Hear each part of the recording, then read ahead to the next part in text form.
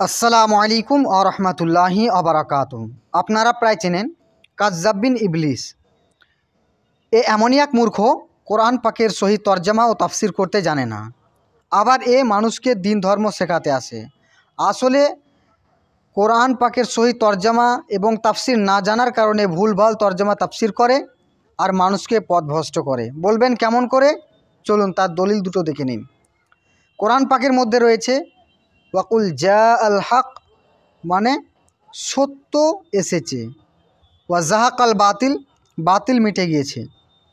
ইন্নাল বাতিলা কানা জাহুকা, এই ইন্নাল বাতিলা কানা জাহুকা এ আয়াতির ভুল তরজমা করেছে। বলবেন কেমন করে? মহান আল্লাহ বলেন জাল হক এসেছে সত্য, ওয়া জাহাকাল বাতিল চলে গেছে মিথ্যা। ইন্নাল বাতিলা নিশ্চয় মিথ্যা, কানা জাহুকা চিরদিন মিথ্যা। এখানে দিচ্ছে এক মানা আর ও বলছে আর এক মানা, অর্থাৎ এই মানেটি ও ভালো করে নিজেও জানে না। তো এই ভুল তরজমা জানার কারণে ভুলভাল তরজমা করে, ভুলভাল তাফসির করে মানুষকে পথভ্রষ্ট করে।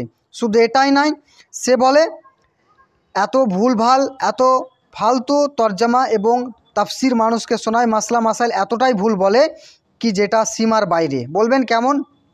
সে বলে এক বালতি গাভীর পেশাবে যদি নিজের কাপড়টাকে ভিজিয়ে নেন, তারপর সেই কাপড়টা পরিধান করে যদি নামাজ পড়েন, তাতে কোনো অসুবিধাই নেই, নামাজ হয়ে যাবে। এ নিজে জানে না সেটা না, এ জানে, জানার সত্ত্বেও ইহুদিদের টাকা খেয়ে এ ভুলভাল মশলা, ভুলভাল ফতোয়া দিয়ে থাকে। এ শুধুমাত্র মানুষকে পথভ্রষ্ট করে। এই জন্যে প্রত্যেকটা মানুষকে দরকার এ সমস্ত মৌলবীদেরকে, বক্তাদেরকে মানুষ যাতে করে বাইকট করে, এদেরকে যাতে করে এদের বক্তব্য না শোনে। আসসালামু আলাইকুম ওয়া রাহমাতুল্লাহি ওয়া বারাকাতুহু।